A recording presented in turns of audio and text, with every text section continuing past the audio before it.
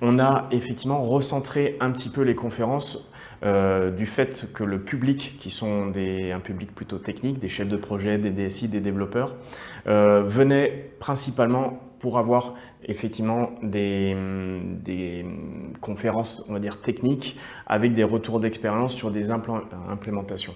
Donc on a recentré sur ces conférences-là et du coup on va traiter toujours des sujets complémentaires au DevOps, avec notamment tout ce qui est orienté base de données.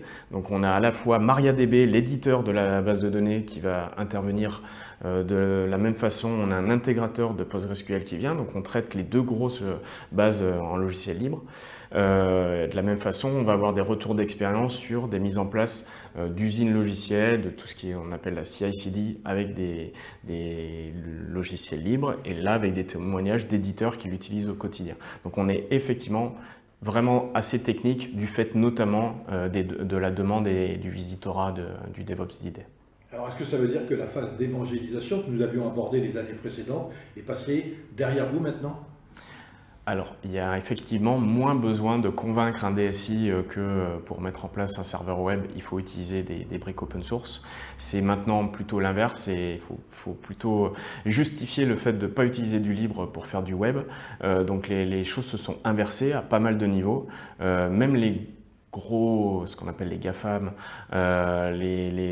qui produisent des clouds publics comme Microsoft, Google, l'ont compris. Microsoft a majoritairement investi pour que Linux fonctionne sur son cloud, et au final, 4 ans plus tard, il y a 50% des machines sur le cloud Microsoft qui tournent sous Linux.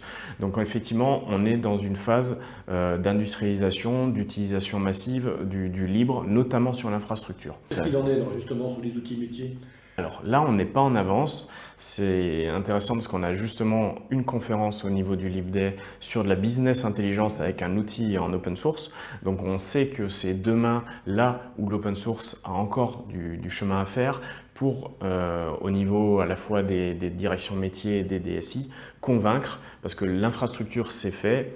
Et là, on a du retard, que ce soit sur le poste du travail ou sur les logiciels métiers, notamment parce qu'on a le lobbying est beaucoup moins fort que les grosses sociétés du secteur, et les interlocuteurs, eux, sont sensibles à cette partie marketing, lobbying. C'est ce qui était un peu moins vrai sur l'infrastructure, où là, c'était la technicité et le fait que ça fonctionne qui prévalait.